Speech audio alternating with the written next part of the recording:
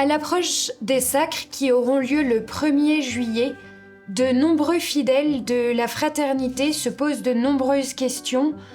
Pourquoi cet acte est-il légitime? Qu'en dit la théologie de l'Église, de l'autorité, de l'unité? Nous avons donc voulu un entretien profond avec Monsieur l'abbé Glaise pour traiter ces questions avec tout le sérieux qu'elles requièrent. Nous allons donc lui poser des questions afin de revoir point par point les fondements doctrinaux d'une telle décision. Monsieur l'abbé, avant d'aborder les différents points qui justifient ces sacres, pouvez-vous nous dire pourquoi cette cérémonie qui aura lieu pour le moment sans mandat pontifical est si importante pour la fraternité? Alors, importante pour la fraternité, je dirais oui, elle l'est parce que nous allons accueillir, selon toute vraisemblance, 15 000 personnes au séminaire des Cônes. Donc un événement sans précédent, donc c'est important de ce point de vue-là. Mais au-delà de tout cet aspect, je dirais, d'intendance, d'organisation matérielle pour gérer ces foules, il ne faut pas perdre de vue que la cérémonie des cônes, c'est pour le bien de toute l'Église. Hein. Parce que, précisément, c'est le moyen de donner à l'Église, avec des évêques intégralement catholiques, le moyen de persévérer dans sa foi, hein, au milieu de cette crise généralisée. Comment pouvez-vous dire que c'est pour l'Église alors que vous agissez contre Rome? Alors, agir contre Rome, ça date pas d'hier. Hein. C'est le reproche qui nous a été lancé dès 1988. Monseigneur Lefebvre s'en défendait d'ailleurs déjà. Rappelez-vous l'homélie des sacres du 30 juin. Hein. Monseigneur évoque cette cérémonie apparemment entreprise contre la volonté de Rome. Distinction très simple, hein, entre Rome, que nous avons toujours reconnu comme étant le principe de l'unité et de l'autorité dans l'Église, hein, nous sommes catholiques, et Monseigneur Lefebvre l'a rappelé à maintes reprises, hein, loin de moi de m'ériger en pape, et puis les hommes qui sont à Rome, hein, qui sont investis de ces fonctions, de ces postes d'autorité, et qui malheureusement sont imbus de ces idées délétères, hein, qui ont généré et qui génèrent encore cette crise sans précédent dans toute l'Église. Vous parlez souvent d'opération survie. Par quoi passe cette survie? Alors, vous essayez de survivre quand ça devient difficile. Et aujourd'hui, c'est vrai, hein, ça devient difficile d'être catholique. Ça devient difficile de trouver une messe selon le rite traditionnel de l'Église. Ça devient difficile d'entendre une prédication authentiquement catholique. Et quand je dis que ça devient difficile, je ne mesure pas cette difficulté à l'aune finalement assez restreinte du petit monde traditionnel. Hein. Il faut se projeter à l'échelle de toute l'Église universelle, dans le monde entier. Hein. Et alors effectivement, survivre, qu'est-ce que ça veut dire? Ça veut dire continuer à respirer l'air pur alors que l'atmosphère est de plus en plus empoisonnée. Et nous voulons justement prendre les moyens de donner aux âmes un air pur, hein, une prédication et des sacrements vraiment catholiques pour sauver leurs âmes. Est-ce que vous ne pensez pas avoir une vision quand même très pessimiste de cet état de l'Église? C'était peut-être le cas dans les années 70-80, ce qui a poussé Monseigneur Lefebvre à sacrer en 1988, mais aujourd'hui on voit quand même un retour à l'Église, on a de nombreux baptêmes, la nuit de Pâques dans toute l'Église, etc. Finalement, est-ce que cet état de survie, est-ce qu'il est toujours d'actualité? Alors, il y a toujours, oui. Nous ne disons pas que l'air a complètement disparu, hein, et que l'atmosphère est devenue totalement irrespirable. Hein. Nous disons simplement que l'air est empoisonné. Alors, c'est vrai qu'au début, il y a eu l'entrée en masse dans toute l'Église de cet air empoisonné du Concile. Et c'est ce que nous avons vu dans les années 70-80, hein, des églises qui se sont vidées, des prêtres désacralisés, abandonnant la soutane, allant trop vers le monde, jusqu'à même abandonner leur sacerdoce, une liturgie complètement désacralisée, ne retenant de liturgie que le nom. Et c'est vrai qu'aujourd'hui, depuis Jean-Paul II, avec Benoît XVI, il y a de la part des catholiques un besoin de spiritualité, un besoin de sérieux, un besoin de sacré. C'est vrai, mais l'air reste empoisonné. Pourquoi? Parce que cet essai de retour aux sources reste toujours basé sur des principes faux, les principes du libéralisme. D'ailleurs, la liturgie n'a pas été réformée, hein. Il y a peut-être une attirance pour la liturgie traditionnelle, mais la norme, ça reste la liturgie moderne, la liturgie de Portitz, qui est une liturgie protestantisée. Et puis, il y a toujours ces idées du libéralisme avec une nouvelle évangélisation qui oublie le rôle fondamental du prêtre, qui prend une dimension œcuménique toujours bien réelle, bien consistante. Donc on est loin d'être sorti de la crise de l'Église. Oui, justement, monsieur l'abbé. Et là, je vous vois un peu venir parce que c'est l'argument que vous prenez souvent et qui est souvent défendu par les autorités de la Fraternité Saint-Pédis, c'est ce fameux état de nécessité. Est-ce que vous pouvez essayer de nous l'expliquer, de nous le définir en peu de mots? Le mot important, c'est nécessité. Ça veut dire que, quoi qu'on en ait, on se trouve obligé, on voudrait bien qu'il n'en soit pas ainsi, mais on se trouve obligé, si on veut garder la foi, de ne pas tenir compte de l'application qui est faite par les autorités de la loi de l'Église. La loi, nous le respectons, elle est bonne, mais la loi, elle est faite pour donner aux âmes le moyen de se sauver, hein. La loi, elle est faite pour donner la foi, pour donner les sacrements. Aujourd'hui, les hommes d'Église appliquent ces lois pour imposer les principes faux du Concile. Alors à ce moment-là, nous n'en tenons pas compte. Nous ne tenons pas compte de ces lois lorsque elles nous enlèvent notre catéchisme, lorsqu'elles nous enlèvent notre messe, et lorsque elles font de nos prêtres des animateurs de réunions, et non plus des autres Christ.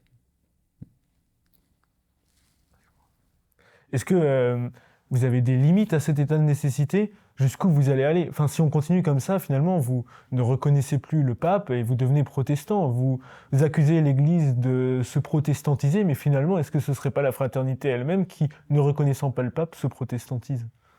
Je vous réponds avec ce que disait Monseigneur Lefebvre, hein. Nous ne critiquons pas, nous ne refusons pas le pape, mais ce qu'il fait. Et donc la limite, c'est le pape lui-même qui nous l'impose, c'est lui qui la fixe.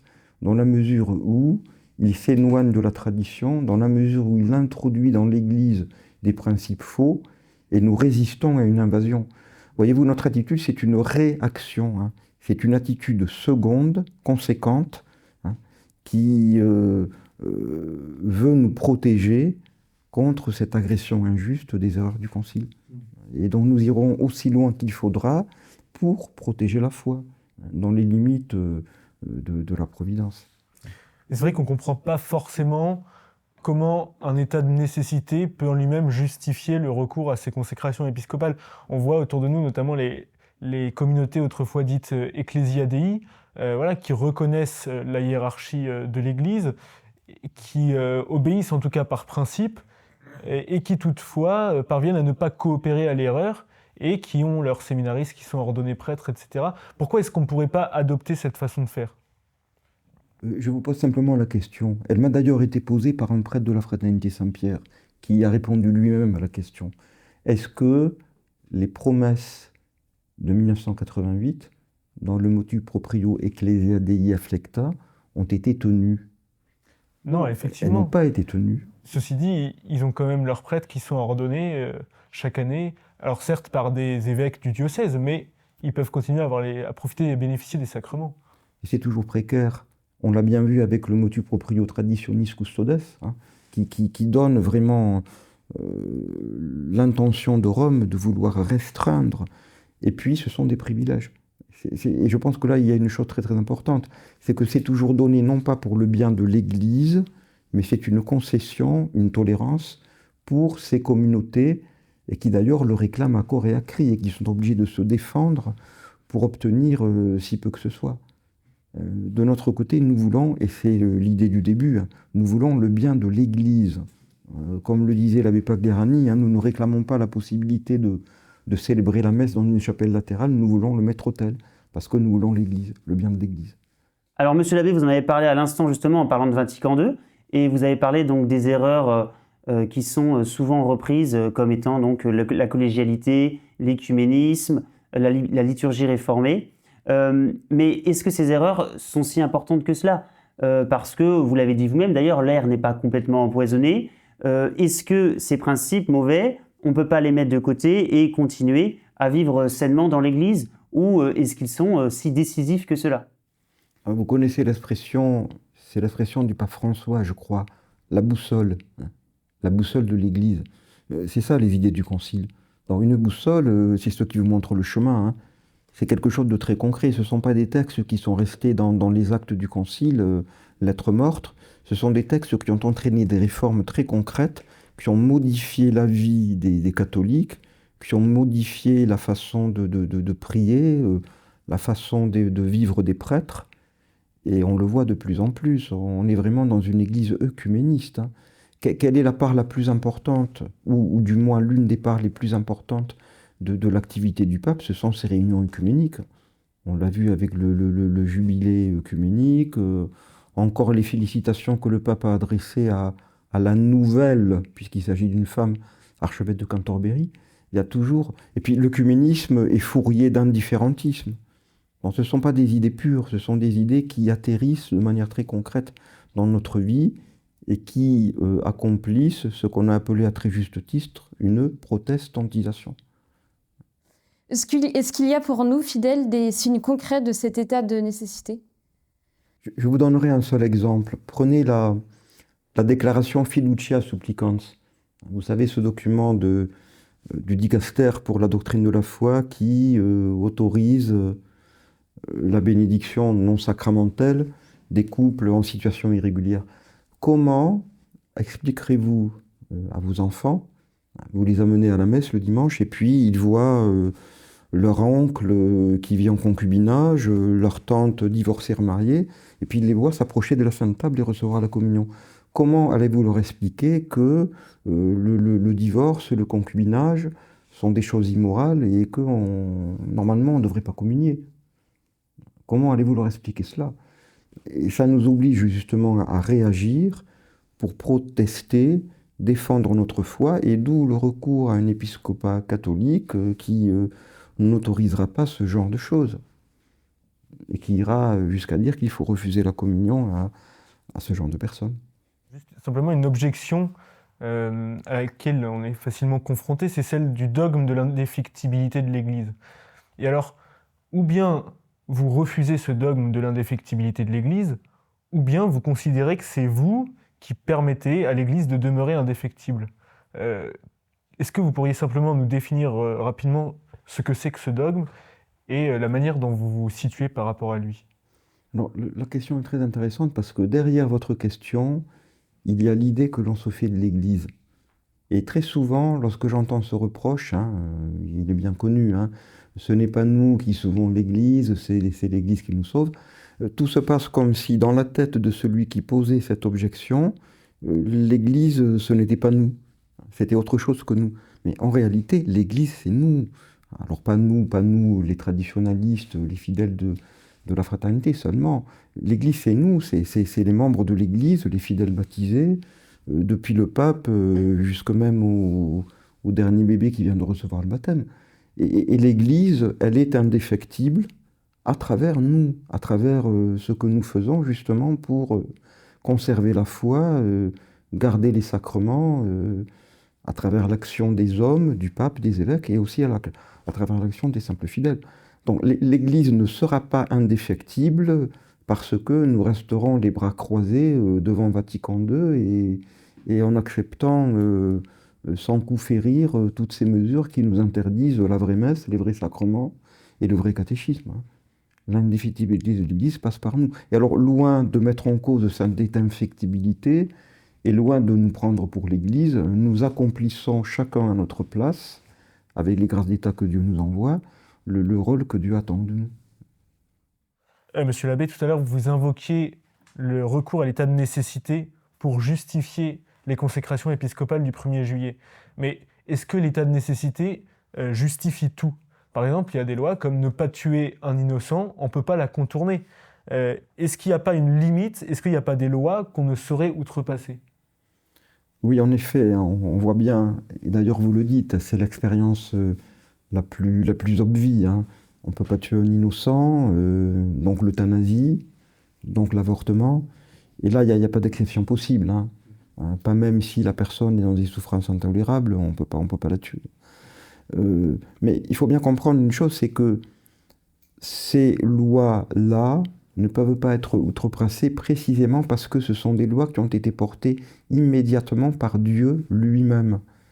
Alors soit dans l'ordre naturel, du fait même que Dieu établit la créature dans son être, et donc ces lois, c'est l'expression même de ce qu'exige la nature, la justice, et puis aussi des lois qui émènent immédiatement de Dieu dans l'ordre surnaturel, et que Dieu nous fait connaître par sa révélation, parce que cela concerne la situation de son Église. Par exemple, eh bien oui, le fait que ce soit le pape, l'évêque de Rome, qui soit le chef de l'Église, lui seul et personne d'autre. Donc effectivement, il y a des lois qui ne souffrent absolument aucune exception. Ceci dit, ce ne sont pas les seules lois, il y a d'autres lois, ce sont les lois qui sont portées par les hommes, dans la dépendance de ces lois de Dieu, pour en donner l'explicitation et en faciliter l'application dans des cas particuliers, variables, contingents, et c'est le droit humain. Ce sont les lois civiles, comme les lois du Code de la route. Et puis, ce sont les lois du droit ecclésiastique, où l'Église nous dit qu'il faut sanctifier le jour du Seigneur, ça vient directement de Dieu, et l'Église nous précise la façon dont il faut le sanctifier. Il faut assister à la messe du dimanche. Ça souffre une exception. Si vous n'avez pas la possibilité d'assister à la messe, vous pouvez quand même sanctifier le dimanche. Donc effectivement, il y a une distinction à faire très importante. Il y a des lois qui ne souffrent pas d'exception, mais il y a d'autres lois qui, en fonction des circonstances, souffrent l'exception. Et c'est précisément ce genre de lois qui interviennent à l'occasion du problème qui nous occupe, les consécrations épiscopales. Oui, justement, par rapport à ce sujet-là, est-ce que les consécrations épiscopales qui sont conférées sans mandat du pape, est-ce qu'elles sont contre le droit divin ou est-ce qu'elles sont contre le droit ecclésiastique? Alors ça, c'est la grande objection qu'on nous fait, hein.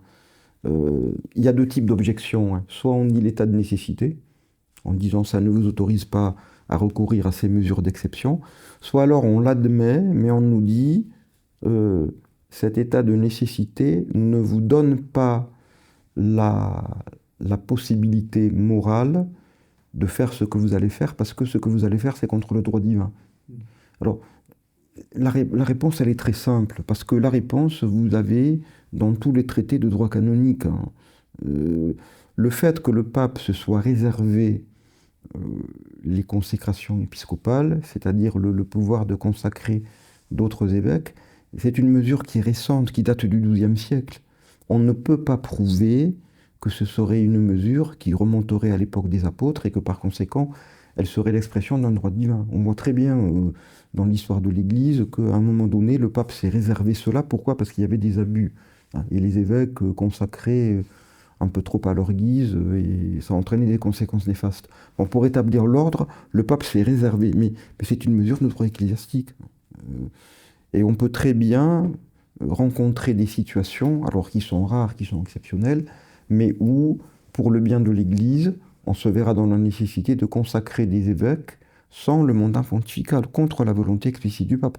On le voit, on l'a vu lors de l'ost politique de Paul VI.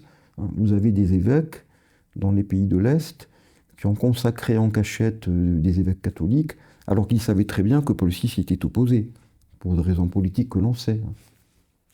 Donc si je comprends bien, consacrer des évêques contre l'avis du pape, ce ne serait pas un schisme, mais une désobéissance grave.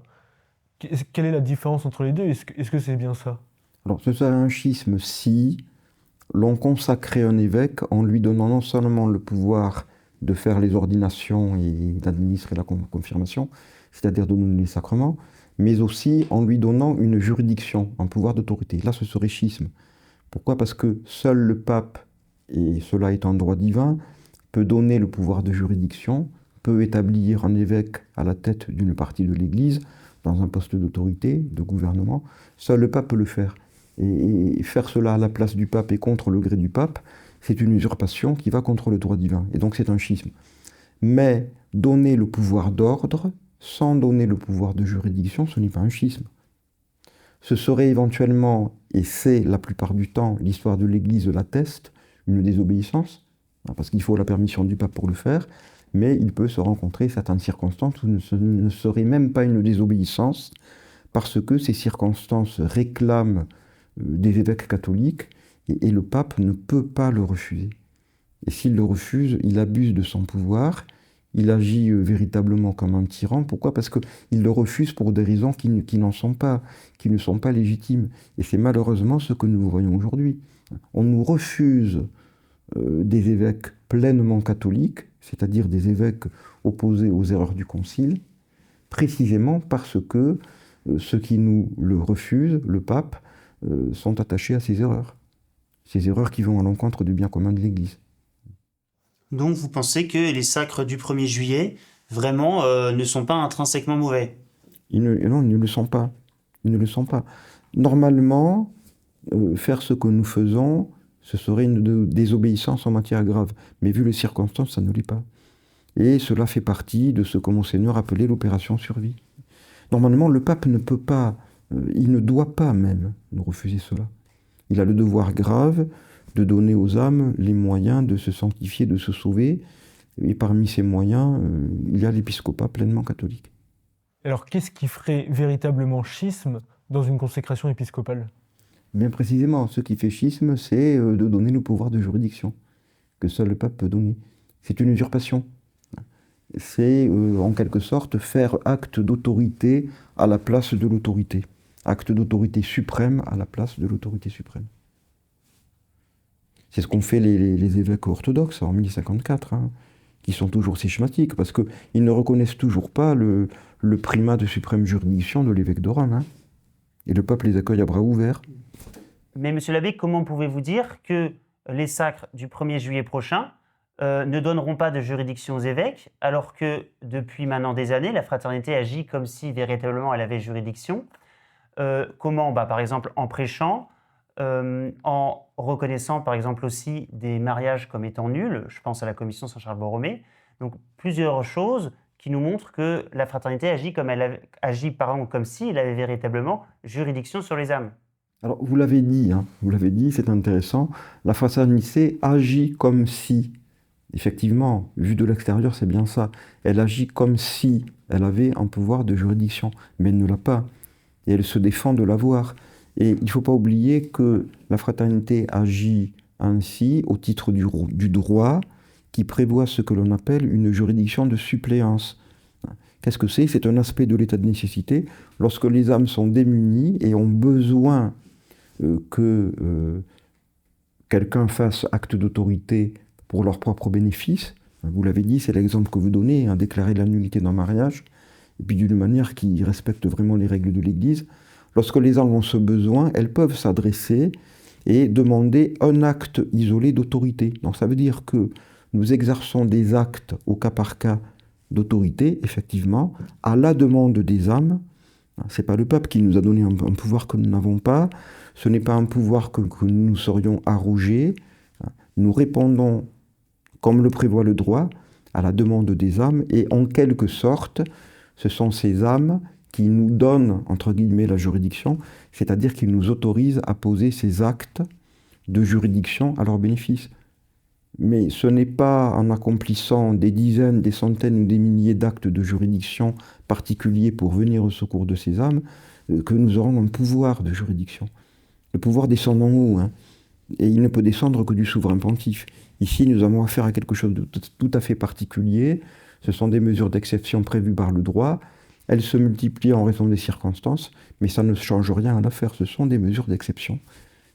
Ça n'est qu'une juridiction, au sens impropre du terme, de suppléance, au sens que je viens de vous expliquer. Et pour les fidèles, comment distinguer sortir de l'Église et résister à une orientation? Concrètement, comment distinguer les évêques de la fraternité et les évêques schismatiques? Alors, je vous réponds, je vous fais une première réponse. Un évêque orthodoxe refusera de réciter le filioque lorsqu'il récite le credo. Les évêques de la fraternité récitent le filioque, eux. ce qui veut dire qu'il reste quand même catholique à la différence des évêques orthodoxes.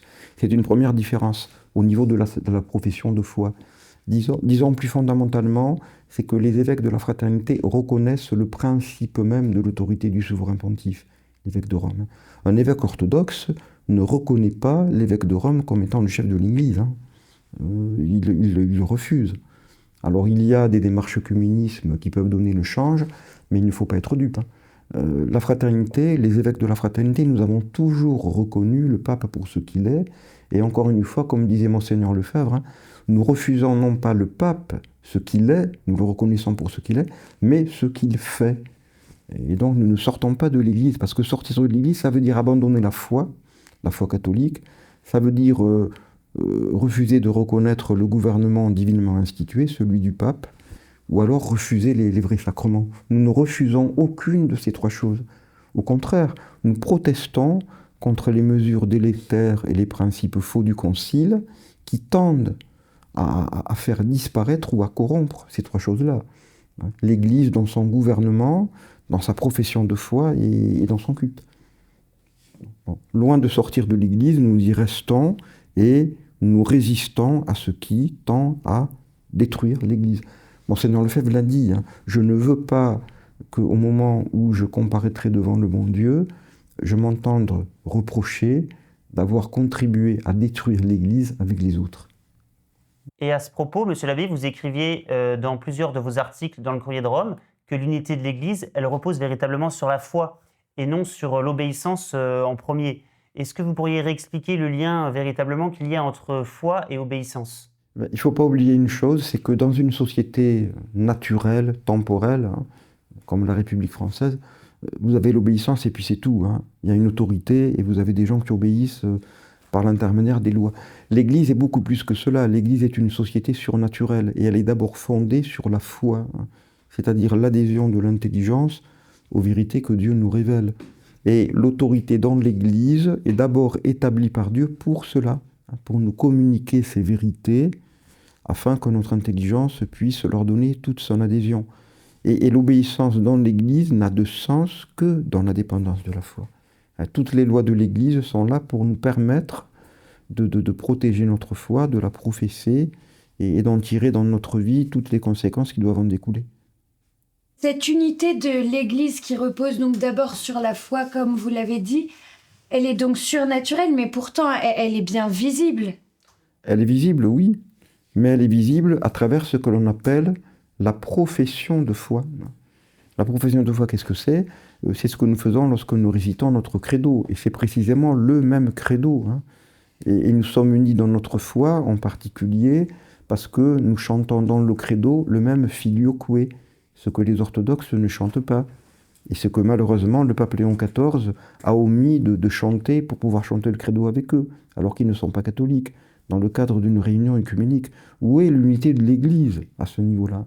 Et c'est justement pour garder cette unité, qui est une unité visible, que nous professons, c'est visible, la même foi, le dimanche à la messe, à chaque fois qu'il y a des cérémonies cultuelles, et même dans notre comportement, dans notre activité. Nous tenons compte des vérités de foi dans la manière dont nous nous comportons. Et donc il y a une vie morale qui découle de ce que Dieu nous a révélé. L'adultère est condamné par l'Évangile, et donc le divorce n'est pas quelque chose qu'un catholique peut admettre. Ça entraîne des conséquences. Et donc, que répondez-vous à ceux qui disent, et à ceux surtout qui mettent véritablement la foi et l'obéissance au même niveau, et considèrent que obéir est presque plus important peut-être que de croire ?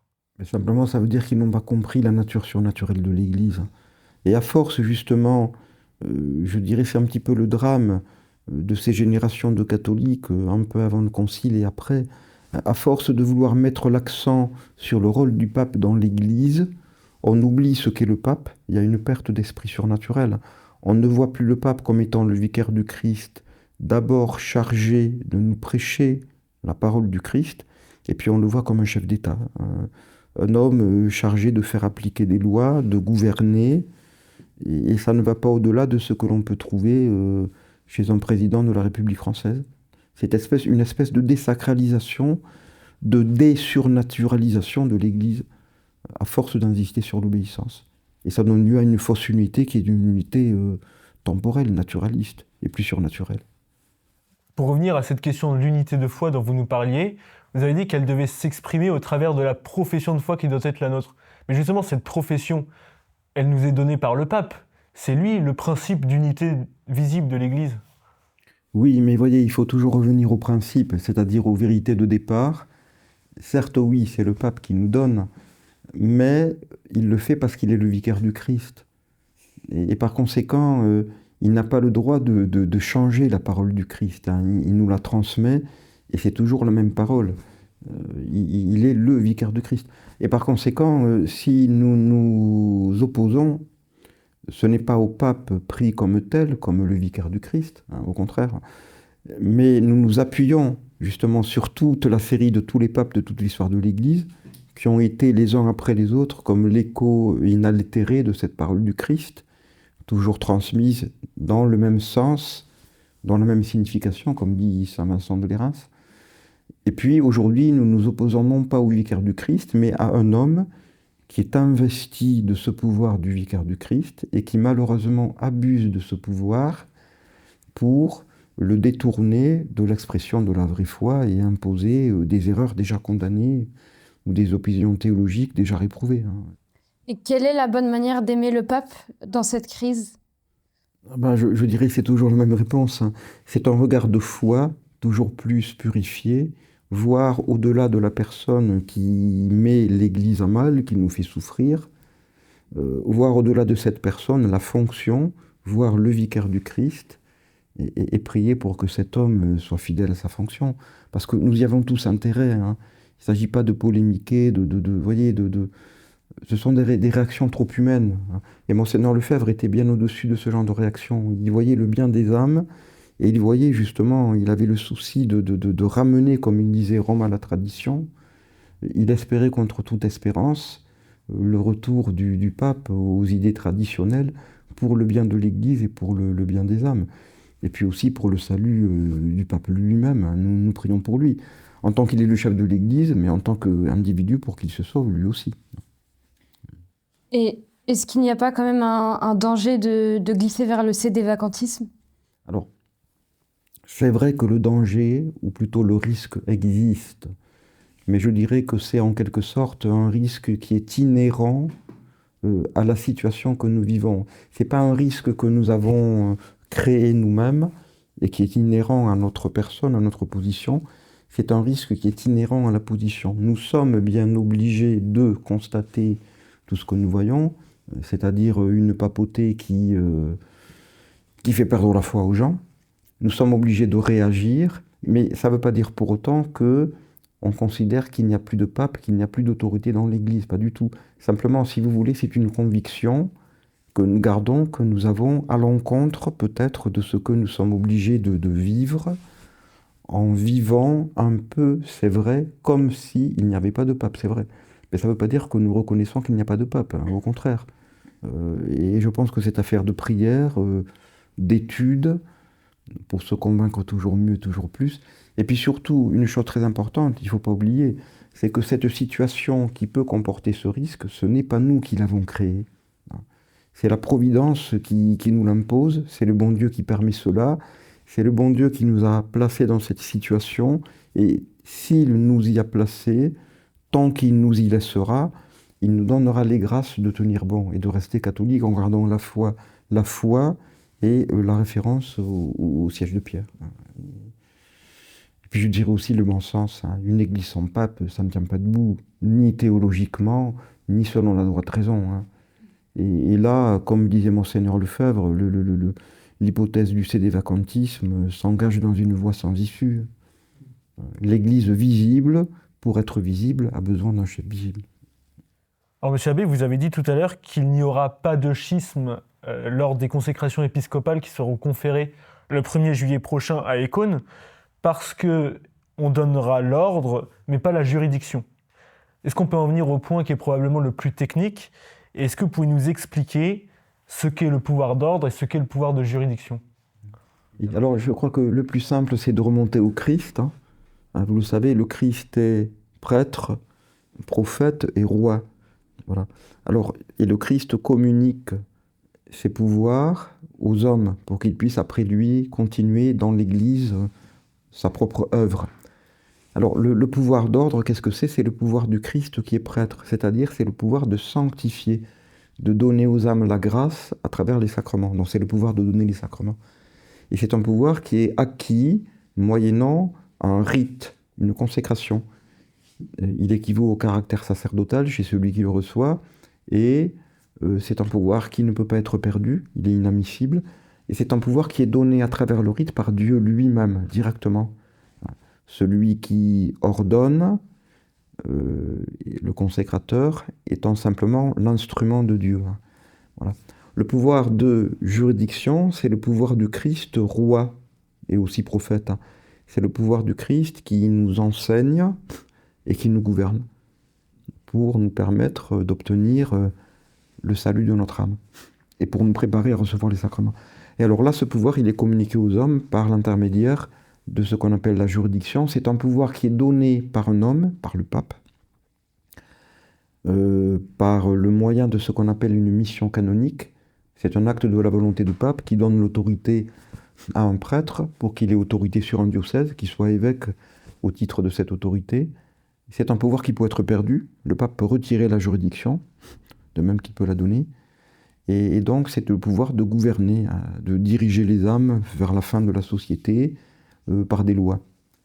Voilà. Donc, ce sont des pouvoirs bien distincts, mais il y a un lien entre les deux dans l'Église. Pourquoi? Parce que, ne l'oublions pas, l'Église est une société surnaturelle. Elle a pour but le salut des âmes. Et donc, dans l'Église, le gouvernement a pour but la sanctification. Donc la juridiction est ordonnée à l'ordre. Et c'est la raison pour laquelle ces deux pouvoirs sont liés et doivent se coordonner dans leur exercice. Et puis il y a aussi un autre élément important, c'est que dans l'Église, le pouvoir est un pouvoir sacré. C'est le sens du mot hiérarchie, qui signifie pouvoir sacré. Donc celui qui a l'autorité pour gouverner dans l'Église doit être un personnage sacré parce qu'il est le représentant de Dieu dans l'ordre surnaturel. Et par conséquent, il convient que dans l'Église, celui qui possède la juridiction soit aussi consacré et possède le pouvoir d'ordre. Alors, vous établissez une distinction entre le pouvoir d'ordre et le pouvoir de juridiction, mais comment est-ce qu'on peut en arriver à une parfaite séparabilité des deux, alors que la plupart du temps, si ce n'est toujours, on observe que les évêques ont bien les deux, à la fois le pouvoir d'ordre et le pouvoir de juridiction? Alors, il faut pas confondre les choses, vous voyez. Ce n'est pas parce que la plupart du temps, vous l'avez dit, la plupart du temps, ils ne sont pas séparés, qu'ils sont inséparables. Ils peuvent être séparés, précisément. Alors c'est rare, mais ça n'est pas extraordinaire. Alors, ils ne sont jamais séparés. Pourquoi? On vient de le dire. Parce que le gouvernement a pour but la sanctification des âmes, et parce que celui qui gouverne est un personnage sacré. Donc celui qui gouverne doit avoir l'ordre. Et c'est vrai qu'il y a une espèce de connaturalité, de destination vers, d'aptitude, presque d'exigence, de la juridiction vis-à-vis de l'ordre. En revanche, l'inverse n'est pas vrai. Donc on va trouver très rarement, quasiment jamais, quelqu'un qui a la juridiction sans avoir l'ordre. Et quand l'Église donne la juridiction à quelqu'un qui n'a pas le pouvoir d'ordre, elle veut lui donner aussi le pouvoir d'ordre le plus vite possible. Mais l'inverse n'est pas vrai. C'est-à-dire qu'on peut trouver, c'est rare mais ça n'est pas extraordinaire, dans l'Église, des sujets qui ont le pouvoir d'ordre sans avoir aucune juridiction. Et sans qu'il y ait, à quelque titre que ce soit, aucune aptitude, exigence vis-à-vis d'une juridiction. Parce que ce sont des évêques qui sont là pour sanctifier, les évêques auxiliaires. Ils viennent aider celui qui est évêque, qui possède la juridiction, parce qu'il ne peut pas suffire par lui-même à toute cette œuvre de sanctification. Voilà, les évêques de la fraternité sont des évêques auxiliaires. Ils n'ont pas de juridiction, ils ont simplement le pouvoir d'ordre pour sanctifier. Et là, il y a une parfaite autonomie, une parfaite séparation, et c'est tout à fait traditionnel dans l'histoire de l'Église. Et donc on peut donner le pouvoir d'ordre sans donner la juridiction. Vous soutenez donc qu'un évêque peut recevoir validement et licitement une consécration épiscopale sans recevoir de mission canonique. En quoi est-ce que c'est théologiquement décisif que de faire cette distinction? Ben justement, Monseigneur Lefebvre n'a pas voulu le faire, tout simplement parce qu'il ne peut pas le faire. Seul le pape peut donner la juridiction dans l'Église. Et si on donne la juridiction dans l'Église à la place du pape, ça veut dire qu'on usurpe, c'est une usurpation. On s'attribue, on s'arroge quelque chose que seul le pape possède et peut exercer. Et c'est justement pour ne pas être schismatique que nous refusons de faire ce qui serait une usurpation. Voyez-vous, c'est l'équilibre entre deux. Il faut donner le pouvoir d'ordre parce qu'il y a état de nécessité, on ne peut pas laisser les âmes dans la détresse, même si Rome s'y oppose. Mais d'un autre côté, nous le faisons raisonnablement pour ne pas, je dirais, aller au-delà de ce que la situation réclame et pour ne pas attribuer une juridiction qui serait usurpée et qui nous retirerait notre crédibilité. Et alors justement, à ce propos, pouvez-vous m'expliquer, nous montrer comment la nouvelle ecclésiologie de Vatican II brouille cette distinction entre pouvoir d'ordre et pouvoir de juridiction dans le texte du Concile? Oui, c'est un aspect important du problème et ça permet de comprendre pourquoi Rome nous considère comme schismatiques, malgré tout ce que nous pouvons dire. Parce que dans la nouvelle ecclésiologie, c'est dans la Constitution Lumen Gentium, chapitre 3, il est dit que, justement, la consécration épiscopale donne à la fois, dans le cadre d'un rite, et le pouvoir d'ordre et le pouvoir de juridiction, qui viendrait ainsi directement de Dieu et que tout évêque posséderait en raison de son sacre. Alors, il y a là quelque chose de nouveau, quelque chose qui est absolument en opposition vis-à-vis de toute la tradition. Au moment du concile, les pères du concile, des compagnons d'armes de Monseigneur Lefebvre, les pères du Chétus, et même d'autres, ont fait remarquer, en donnant leur avis sur le texte de ce schéma, qu'il y avait là quelque chose d'absolument nouveau et qui ne pouvait trouver aucune légitimation dans la tradition de l'Église. On n'a jamais vu cela. L'évêque consacré n'a pas de juridiction, c'est le pape qui la lui donne. Donc c'est une logique nouvelle. Et alors, dans cette logique-là, effectivement, si nous consacrons des évêques contre la volonté du pape et si le sacre ipso facto donne la juridiction, c'est sûr qu'on ne peut conclure qu'à un schisme.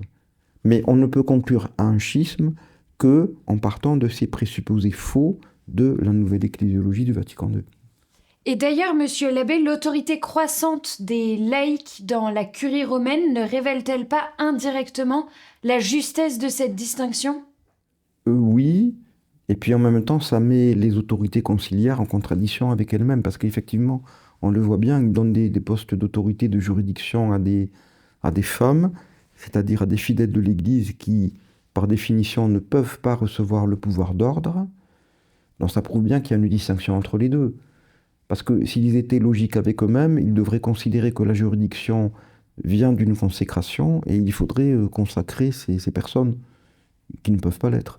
Donc effectivement, il y a à la fois une contradiction à l'intérieur du système conciliaire, de la nouvelle ecclésiologie, et puis un aveu indirect de la justesse de la position traditionnelle. Et pour un fidèle non spécialiste, est-ce qu'on pourrait résumer la question sans perdre la précision? Alors, tout simplement, une consécration épiscopale fait un évêque en lui donnant le pouvoir de donner le sacrement de confirmation et d'ordre. C'est-à-dire que l'évêque, c'est concrètement l'évêque dans la fraternité, tel que nous les aurons, tel que nous les avons.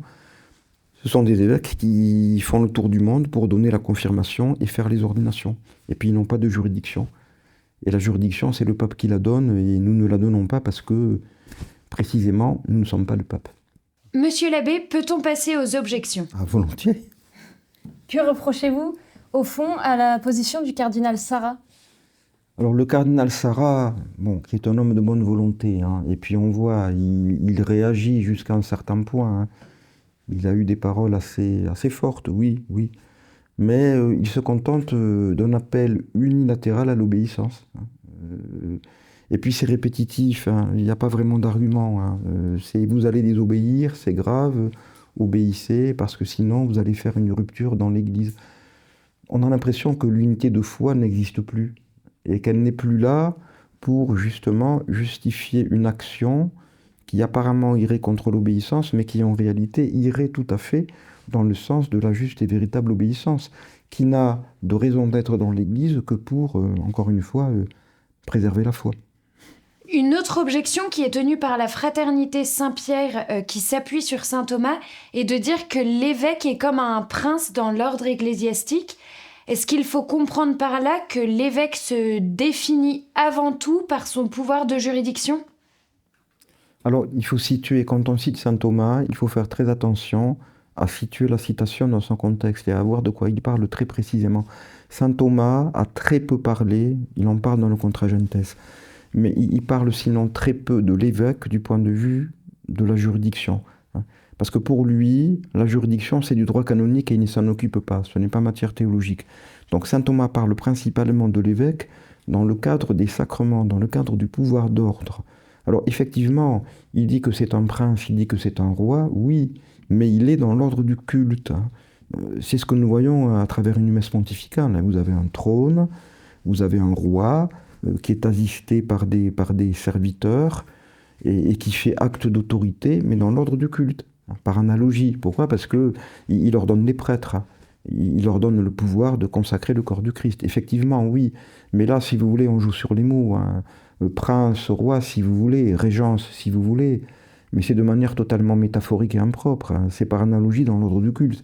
Et ça n'a rien à voir avec une véritable juridiction qui serait l'apanage ou qui correspondrait à un véritable pouvoir de gouvernement. Voilà, il faut situer les... Et puis, il faut bien voir aussi, nous l'avons déjà dit et nous le répétons encore ici, c'est que le pouvoir d'ordre est formellement autonome dans son ordre. Il n'appelle pas nécessairement le pouvoir de juridiction, pas du tout, absolument pas. C'est l'Église, elle, qui a besoin des deux. En tant que société, bien sûr, il faut qu'il y ait dans l'Église, d'une manière ou d'une autre, des sujets qui possèdent les deux pouvoirs, pour les exercer l'un en vue de l'autre, la juridiction en vue de l'ordre. Mais ça ne veut pas dire que dans l'Église, tout sujet doit nécessairement posséder les deux. Et ça ne veut surtout pas dire non plus que dans l'Église, le pouvoir d'ordre est en quelque sorte en exigence de juridiction. Pas du tout, absolument pas. Vous avez pas mal répondu au père de Blinière à travers les colonnes du Courrier de Rome ces derniers temps. Qu'est-ce que vous lui reprochez exactement ? Est-ce que c'est de minimiser l'état de nécessité ? Ou bien est-ce que vous lui reprochez de se tromper sur l'unité de l'Église, notamment sur la question de la communion hiérarchique qui serait, selon lui, de droit divin ? Oui. Alors, je reproche, disons plutôt que je déplore, et puis je ne m'adresse pas ainsi à la personne du père de Blinière, que je ne connais pas d'ailleurs, que je n'ai jamais rencontré, simplement à ses idées, à ce qu'il développe. La première chose que je déplore, c'est qu'il se répète sans se renouveler.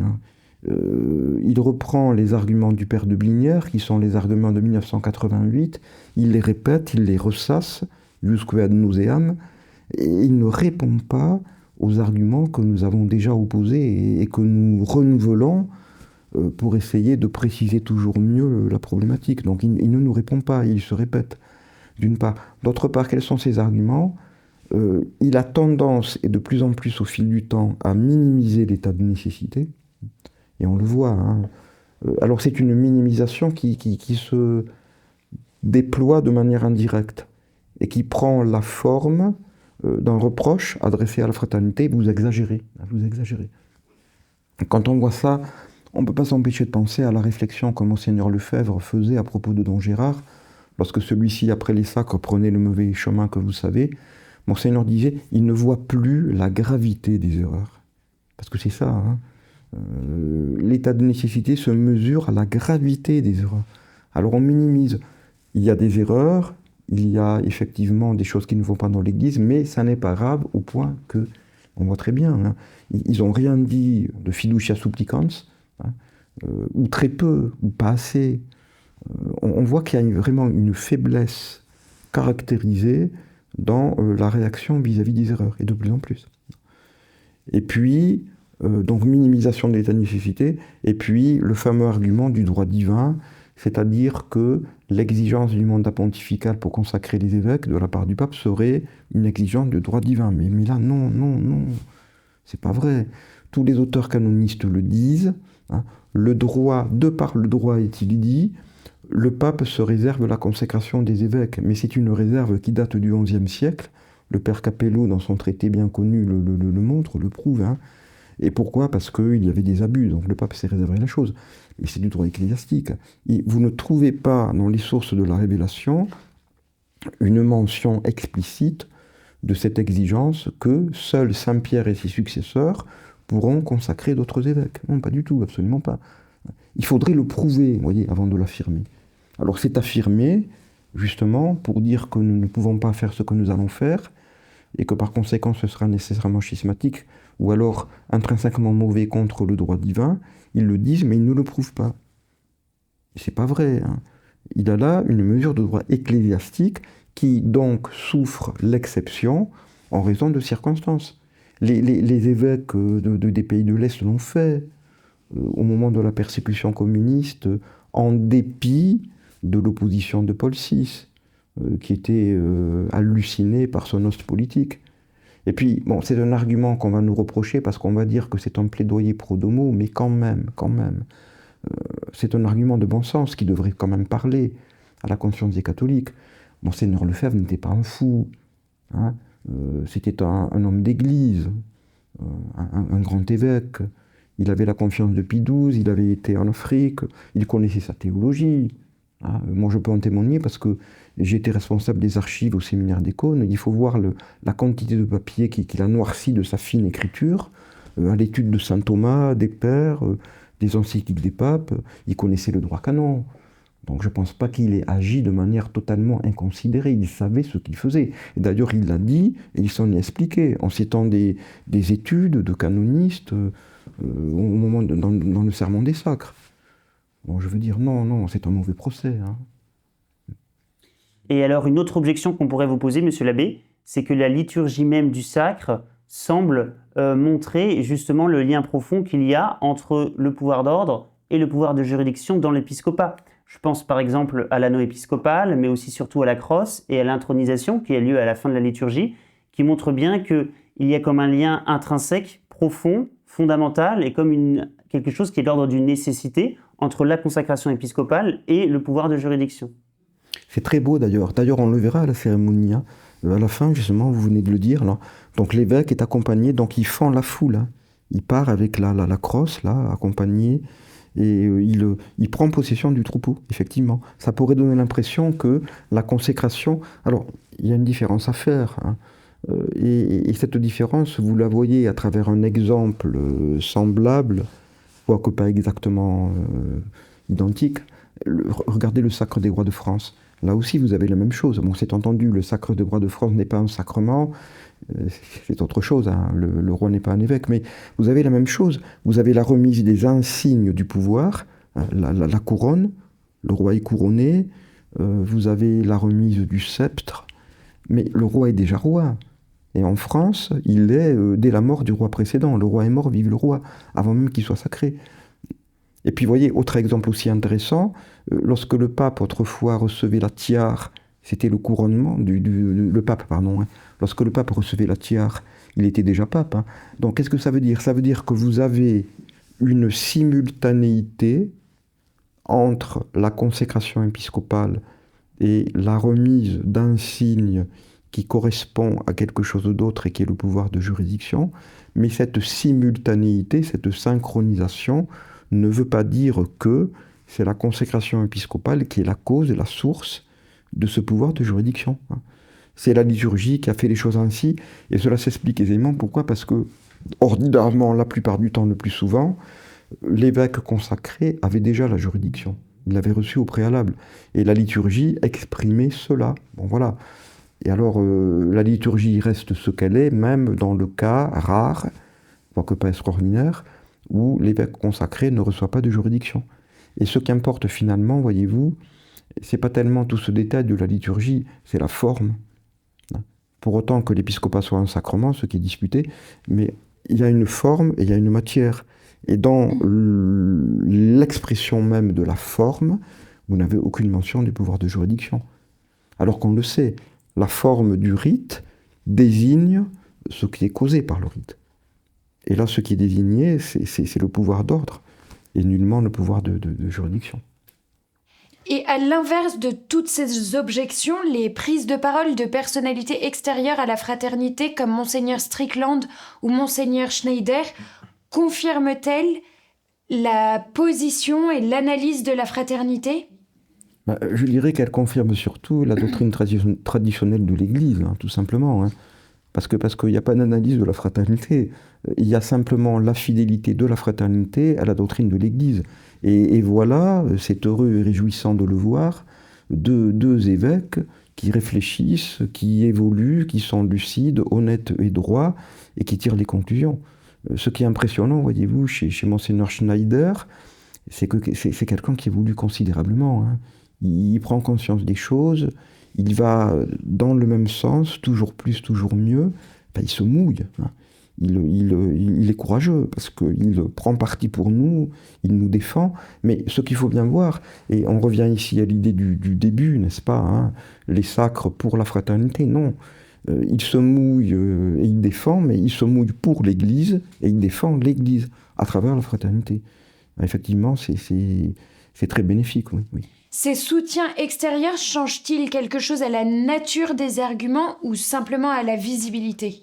Bon, ça ne change pas la nature des arguments, simplement ça leur donne beaucoup plus de poids en visibilité, c'est sûr.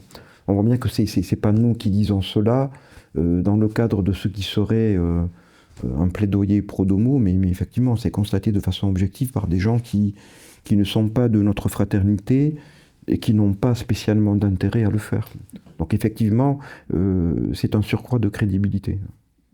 Vous avez expliqué tout à l'heure en quoi les accusations de schisme seraient vaines quant au sacre conféré le 1er juillet à Écône. Simplement, il y a toujours la menace de l'excommunication. Qu'en pensez ? Est-ce que cette excommunication sera automatique ? Quelle sera sa valeur ? Alors là, je crois que en 2026, tout comme en 1988, là, il faut s'en tenir à la lettre du droit. Hein, parce que sinon, on part dans des choses imaginaires et on ne sait pas où on va. Hein. Alors, c'est très clair. Hein. Et d'ailleurs, ça a été mis en évidence par un canoniste allemand que cite Monseigneur Lefebvre dans l'homélie du 30 juin 88. Le droit est très clair. Hein.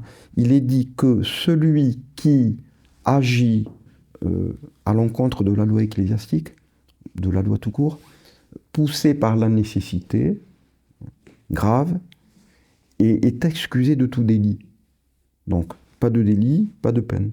Et le droit prévoit aussi que quand bien même celui qui agirait ainsi agirait en se trompant, en étant dans l'erreur, ou de mauvaise foi, et commettrait même une action intrinsèquement mauvaise, du moment qu'il est poussé par la nécessité grave, bon, il y a un délit, mais la peine doit être mitigée, parce qu'on tient compte de la circonstance atténuante qui fait qu'il a été poussé par la nécessité. Et donc forcément, la peine sera inférieure à l'excommunication, au titre même du droit. Donc, quelle que soit l'hypothèse envisagée, au titre même de la lettre du droit, nous ne devrions pas plus en 2026 qu'en 1988, être passibles de l'excommunication. Celle-ci serait non seulement foncièrement injuste, mais contraire même à la lettre du droit. Monsieur l'abbé, y a-t-il une différence entre 1988 et 2026 ? Non, je dirais quelque chose a changé, oui, et puis quelque chose n'a pas changé. Les deux sont vrais. Alors quelque chose n'a pas changé, c'est chez nous, hein, et sans aucune outrecuidance. Il faut bien le regarder en face.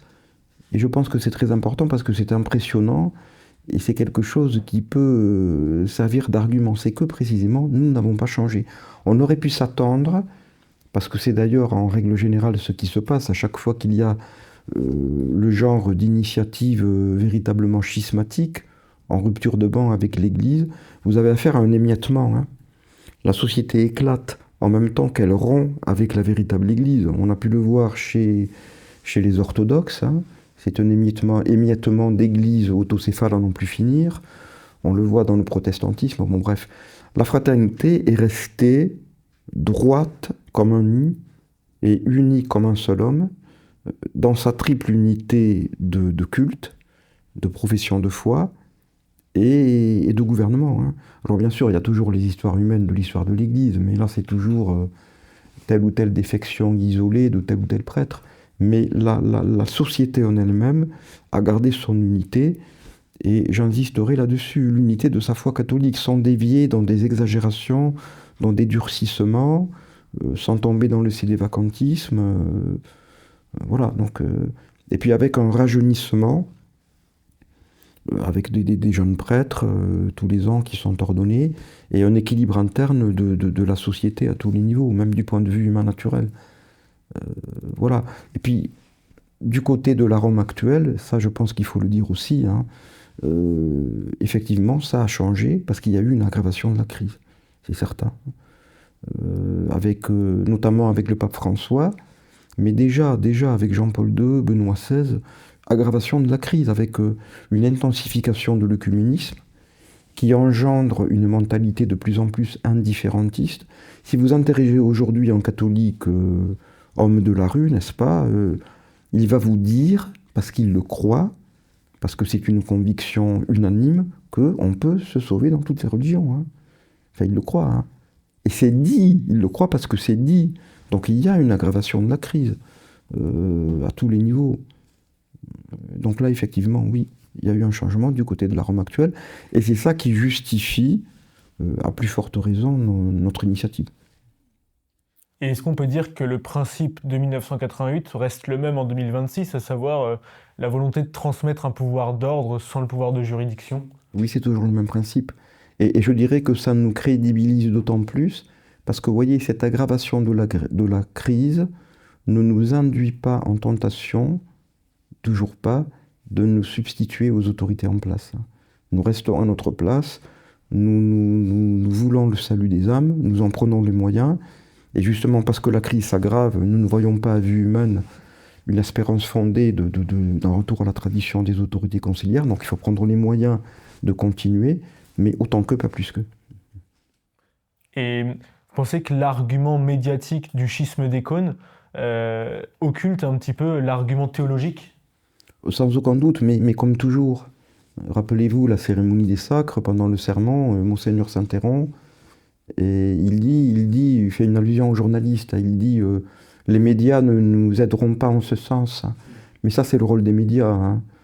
C'est leur mission, hein, d'être là et puis de faire leur papier en poussant la chanson qui est dans l'air du temps. Hein. Parce que voilà, il y a une pensée unique et c'est de la manipulation, hein, c'est pas de l'information. Donc c'est certain, le mécanisme va jouer. Il jouera peut-être dans des circonstances différentes parce que aujourd'hui,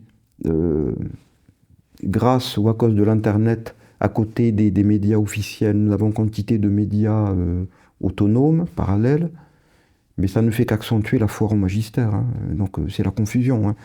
Et donc je dirais oui, certainement, il y aura cette diabolisation, il y aura cette espèce d'écran qui empêchera les gens de voir sainement, mais raison de plus pour prier, pour réfléchir, pour étudier, pour prendre du recul et garder un regard toujours lucide.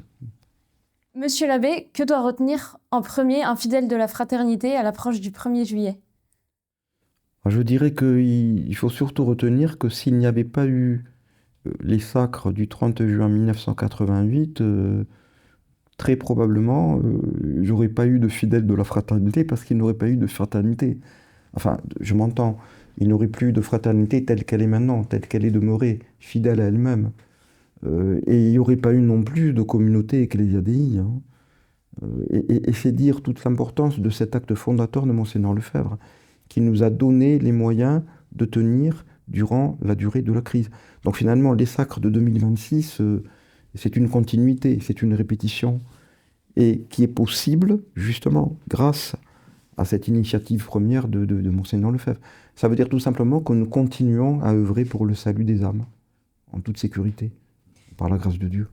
Et quel est le danger qui nous guette dans ce contexte ? Le danger qui nous guette, c'est toujours le même, c'est de se croire arrivé. Il ne faut pas oublier que nous prenons les moyens que le bon Dieu nous donne, et puis ces moyens, il faut en user selon la volonté de Dieu. Ce n'est pas parce qu'on a à nouveau 4 évêques jeunes, opérationnels, que tout est gagné. Le salut de nos âmes, il n'est jamais gagné. Il faut toujours persévérer jusqu'à la fin, rester fidèle, dans la foi, dans l'humilité, dans la défiance de soi, et puis dans la sainte espérance.